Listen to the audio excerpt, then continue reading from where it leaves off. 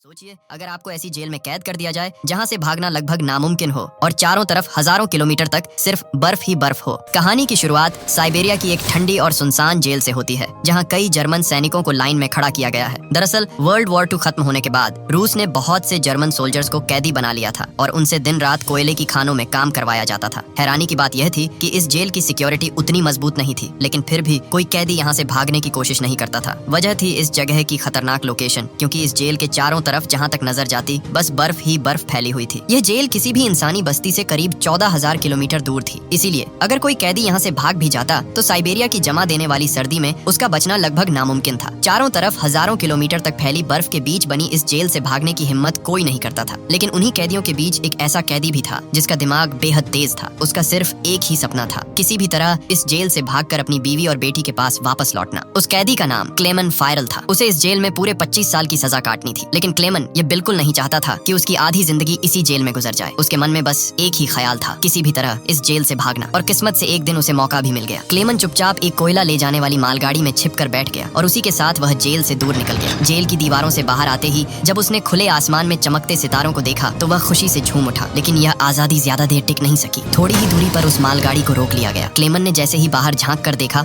उसके सामने एक रूसी सैनिक बंदूक ताने खड़ा था। बदकिस्मती से वह यहीं पकड़ा गया। जेल से भागने की कोशिश के जुर्म में उसे सख्त सजा दी गई और इस बार उसे एक ओपन एयर सेल में बंद कर दिया गया। यहाँ कोई छत नहीं थी, बस ऊपर खुला आसमान और चारों तरफ जमा देने वाली ठंड। उस ओपन एयर सेल में सर्दी इतनी ज्यादा थी कि क्लेमन की हालत खराब हो गई। ऊपर से रात में होने वाली बारिश ने उसकी मुश्किल और बढ़ा दी। वह वहाँ कुछ घंटों के लिए नहीं बल्कि पूरे 2 दिनों तक उसी खुले सेल में बंद रहा। जमा देने वाली ठंड और लगातार गिरती बारिश के बीच क्लेमन किसी तरह उन 2 दिनों को सहता रहा। 2 दिन बाद अगली सुबह जेल का वार्डन उसके पास आया और उसे उस सेल से बाहर निकाल लिया। हैरानी की बात यह थी कि वार्डन ने उसे खुद टॉर्चर नहीं किया। उसने बस इतना कहा, तुम्हारे साथी बेसब्री से तुम्हारा इंतजार कर रहे हैं। क्लेमन को अभी यह समझ नहीं आया था कि उसका क्या मतलब है, लेकिन जैसे ही वह अपने साथियों के पास पहुंचा, उसने देखा कि वे सब लाठियां और डंडे लेकर उसी का इंतजार कर रहे थे। बाकी कैदी क्लेमन पर बहुत गुस्सा थे, क्योंकि उसके भागने की कोशिश की सजा उन्हें भी मिली थी। पिछले 2 दिनों से सभी कैदियों को भूखा रखा गया था। अब क्लेमन को वार्डन की बात समझ आ चुकी थी कि उसने क्यों कहा था, तुम्हारे साथी तुम्हारा इंतजार कर रहे हैं। जैसे ही क्लेमन वहाँ पहुंचा, बाकी कैदियों ने उस पर हमला कर दिया। वे लाठियों और डंडों से उसे बेरहमी से पीटने लगे। इस मारपीट में क्लेमन बुरी तरह जख्मी हो गया। उसकी हालत इतनी खराब हो गई कि उसे जेल के हॉस्पिटल में भर्ती करना पड़ा। इस जेल का डॉक्टर भी एक जर्मन कैदी ही था। जब क्लेमन को होश आया तो उसने डॉक्टर से कहा कि वह एक बार फिर जेल से भागना चाहता है और उसे उसकी मदद चाहिए। यह सुनकर डॉक्टर हैरान रह गया। इतना सब कुछ सहने के बाद भी क्लेमन हार मानने को तैयार नहीं था। डॉक्टर ने उसे समझाया कि इस जेल से जिंदा भाग पाना लगभग नामुमकिन है और अगर किसी तरह वह बाहर निकल भी गया तो साइबेरिया की जमा देने वाली सर्दी में उसका बचना बहुत मुश्किल होगा। डॉक्टर कुछ देर चुप रहा, फिर उसने क्लेमन से कहा, सच यह भी है, अगर तुम यहाँ से नहीं भागे तब भी तुम्हारी मौत लगभग तय है। जिन कोयले की खानों में तुम काम करते हो वहाँ हवा में कार्बन की मात्रा बहुत ज्यादा है। ये धीरे धीरे शरीर में जाता है और कैंसर जैसी खतरनाक बीमारियां पैदा करता है, यानी यहाँ रहना भी उतना ही खतरनाक है। यही सोचकर डॉक्टर ने क्लेमन से कहा, तुम्हें एक आखिरी बार इस जेल से भागने की कोशिश जरूर करनी चाहिए। इसके बाद डॉक्टर ने अपनी अलमारी खोली और अपने सारे गर्म कपड़े, जूते और जरूरी सामान निकाल कर क्लेमन को दे दिए। वह चाहता था कि इस बार क्लेमन पूरी तैयारी के साथ निकले। साथ ही डॉक्टर ने उसे एक जरूरी जानकारी भी दी। उसने बताया कि रूसी सैनिक अक्सर अपना खाना रेलवे लाइनों के पास छुपा कर रखते हैं ताकि जरूरत पड़ने पर उन्हें आसानी से मिल सके। ये जानकारी अब क्लेमन के लिए आगे के सफर में बहुत काम आने वाली थी। इसके साथ ही डॉक्टर ने क्लेमन को अपनी एक बंदूक भी दे दी ताकि जरूरत पड़ने पर वह अपनी हिफाजत कर सके। दरअसल डॉक्टर ने यह सारा सामान पहले से ही इकट्ठा कर रखा था, क्योंकि वह खुद भी कभी इस जेल से भागना चाहता था। लेकिन 1 हफ्ते पहले ही उसे पता चला कि वह कैंसर का मरीज है और उसके पास अब शायद 1 महीने से ज्यादा समय नहीं बचा है। इसीलिए उसने फैसला किया कि अब यह मौका क्लेमन को मिलना चाहिए। डॉक्टर ने क्लेमन को एक लंच बॉक्स भी दिया और उससे कहा, अगर तुम जिंदा बच गए तो इसे मेरी फैमिली तक पहुंचा देना और उन्हें बता देना कि मैं अब इस दुनिया में नहीं रहा। उसी रात अंधेरे का फायदा उठाकर क्लेमन एक बार फिर जेल से भाग निकला, लेकिन इस बार उसने मालगाड़ी का सहारा नहीं लिया बल्कि पैदल चलने का फैसला किया। वह पूरी रात लगातार चलता रहा और सुबह होने के बाद भी नहीं रुका, क्योंकि उसे हर पल डर था कि कहीं रूसी सैनिक उसे फिर से पकड़ न लें। सुबह जब वार्डन को पता चला कि क्लेमन जेल से फरार हो चुका है तो वह सीधे डॉक्टर के कमरे में पहुंचा। उसे शक था कि इस भागने में डॉक्टर का हाथ जरूर होगा, लेकिन जब वार्डन वहां पहुंचा तब तक बहुत देर हो चुकी थी। डॉक्टर पहले ही अपनी जान ले चुका था। उसे पता था कि क्लेमन के भागने की खबर मिलते ही वार्डन उसे भयानक यातनाएं देगा। इसके बाद वार्डन ने कई रूसी सैनिकों को क्लेमन की तलाश में भेज दिया। उसने साफ आदेश दिया कि क्लेमन को जिंदा पकड़कर वापस लाया जाए। सैनिक कई दिनों तक आसपास के इलाके में उसे ढूंढते रहे, लेकिन उन्हें क्लेमन का कोई सुराग नहीं मिला। दरअसल क्लेमन की किस्मत उसका साथ दे रही थी। लगातार हो रही बर्फबारी उसके पैरों के निशानों को मिटा रही थी। इसी वजह से सैनिकों के लिए उसे ढूंढ पाना दिन ब दिन मुश्किल होता जा रहा था। कई दिनों की तलाश के बाद ज्यादातर लोगों को लगने लगा था कि क्लेमन इस भयानक सर्दी में जमकर मर चुका होगा, लेकिन वार्डन इस बात को मानने के लिए तैयार नहीं था। वह अच्छी तरह जानता था कि क्लेमन बेहद मजबूत इंसान है और इतनी आसानी से हार मानने वालों में से नहीं है, इसलिए उसने सैनिकों को उसकी तलाश जारी रखने का सख्त आदेश दिया। वहीं दूसरी तरफ क्लेमन अब भी जिंदा था। वह पूरे हौसले के साथ बर्फीले तूफानों को पार करता हुआ लगातार आगे बढ़ रहा था। जेल से भागने के पूरे 9 दिन बाद अचानक उसे कुत्तों के भौंकने की आवाज सुनाई दी। वह तुरंत पीछे मुड़ा और देखा कि एक स्लेज उसकी तरफ तेजी से आ रही है। क्लेमन कुछ समझ पाता उससे पहले ही वह स्लेज उसके ऊपर से गुजरती हुई आगे निकल गई। अचानक क्लेमन की आंख खुल जाती है और उसे एहसास होता है कि वह सिर्फ एक सपना देख रहा था। असल में क्लेमन पिछले 9 दिनों से लगातार पैदल चल रहा था और अब उसका सारा खाना भी खत्म हो चुका था। भूख और थकान ने उसके शरीर को बेहद कमजोर कर दिया था, इसलिए आगे बढ़ना उसके लिए दिन ब दिन मुश्किल होता जा रहा था। लेकिन फिर भी क्लेमन ने हार नहीं मानी और किसी तरह खुद को संभालते हुए आगे बढ़ता रहा। कुछ दिन और गुजरते हैं और आखिरकार उसका शरीर जवाब दे देता है। भूख से कमजोर होकर क्लेमन वहीं बेहोश हो जाता है। कुछ घंटों बाद जब उसे होश आता है तो उसे आसपास से एक अजीब सी आवाज सुनाई देती है। वह ध्यान से देखता है और सामने एक सील नजर आती है। यह देखते ही उसकी आंखों में उम्मीद चमक उठती है। क्लेमन तुरंत अपनी बंदूक निकालता है और पूरी ताकत से निशाना लगाने की कोशिश करता है, लेकिन कमजोरी और थकान की वजह से उसका निशाना चूक जाता है और वह सील वहां से भागने लगती है। कई दिनों बाद क्लेमन को जिंदा रहने की एक छोटी सी उम्मीद दिखाई दी थी, इसलिए वह इस मौके को किसी भी हालत में खोना नहीं चाहता था। वह तुरंत उस सील के पीछे दौड़ पड़ता है, लेकिन दौड़ते समय अचानक बर्फ टूट जाती है और क्लेमन सीधे ठंडे पानी में जा गिरता है। इस हादसे में उसके पैर में चोट भी लग जाती है। फिर भी दर्द की परवाह किए बिना वह किसी तरह बाहर निकलता है और सील का पीछा करता रहता है। अब क्लेमन फिर से निशाना लगाने ही वाला था कि तभी वह सील एक चट्टान के पीछे छिप गई। क्लेमन धीरे धीरे आगे बढ़ा और थोड़ी ही देर में उसने उसे दोबारा देख लिया। इस बार वह पानी में कूदने ही वाली थी। उसी पल क्लेमन ने अपनी आखिरी गोली चला दी। किस्मत से वह गोली सील को लग गई। ये देखते ही क्लेमन खुशी से झूम उठा, क्योंकि अब सफर के दौरान उसे खाने की चिंता नहीं करनी थी। कई दिनों बाद क्लेमन ने पेट भरकर खाना खाया, थोड़ा आराम किया और फिर अपना लंबा सफर दोबारा शुरू कर दिया। इस पूरे सफर में वह बिल्कुल अकेला था। उसके चारों तरफ जहां तक नजर जाती बस सफेद बर्फ ही बर्फ दिखाई देती थी। ऐसे माहौल में इंसान की मानसिक हालत भी बिगड़ सकती थी, इसलिए क्लेमन खुद से बातें करता रहता और बार बार खुद को हिम्मत देता ताकि वह हार न माने और आगे बढ़ता रहे। वह हर समय अपने कंपास से रास्ता भी देखता रहता था ताकि इस बर्फीले इलाके में कहीं भटक न जाए। इसी तरह दिन गुजरते गए और देखते ही देखते पूरे 2 महीने बीत गए। 2 महीने लगातार चलते रहने के बाद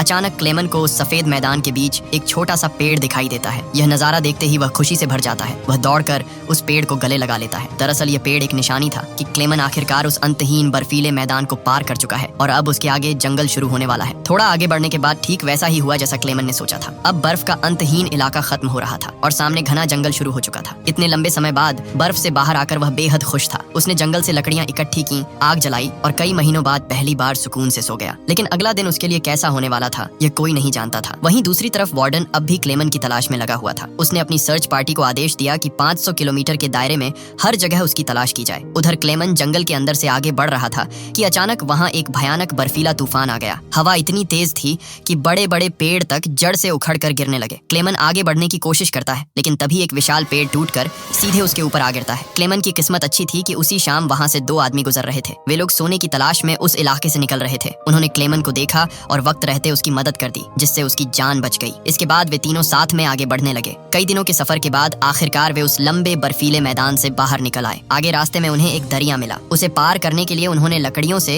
एक छोटी सी कश्ती बनाई। जब वे उस कश्ती से दरिया पार कर रहे थे तो सफर के बीच वे आपस में बातें करने लगे। वे एक दूसरे को अपने बचपन की कहानियां सुनाने लगे। लेकिन तभी अचानक दरिया का बहाव तेज हो गया और उनकी कश्ती धीरे धीरे काबू से बाहर होने लगी। दरिया का बहाव तेज होते ही अचानक एक साथी का संतुलन बिगड़ गया और वह सीधा पानी में जा गिरा। उसे तैरना नहीं आता था, इसीलिए वह तेजी से डूबने लगा। ये देखते ही क्लेमन बिना सोचे पानी में कूद पड़ा। ठंडे और तेज बहते पानी के बीच उसने किसी तरह उस आदमी को संभाला और मेहनत करके उसे किनारे तक ले आया। आखिरकार वह उसकी जान बचाने में कामयाब हो गया। लेकिन दूसरी तरफ उनका तीसरा साथी दोनों को वहीं डूबने के लिए छोड़कर अकेला आगे बढ़ गया। वह बेहद लालची इंसान था। उसे लगा कि दोनों अब जिंदा नहीं बचेंगे, इसलिए उसने अपने साथी का सोना भी अपने पास रख लिया। थोड़ी देर बाद जब क्लेमन और वह आदमी टेंट तक पहुंचे तो अपने दोस्त की यह हरकत देखकर वह गुस्से से भर गया। गुस्से में उसने बंदूक उठाई और उसी समय अपने लालची साथी को गोली मारकर उसकी जान ले ली। इसके बाद क्लेमन और वह आदमी अपना सामान उठाकर फिर से सफर पर निकल पड़े। दोनों कई महीनों तक लगातार चलते रहे, इस उम्मीद में कि कहीं न कहीं उन्हें इंसानों की कोई आबादी मिल जाएगी। लेकिन समय बीतता गया और फिर से सर्दियों का मौसम आ गया। चारों तरफ के जंगल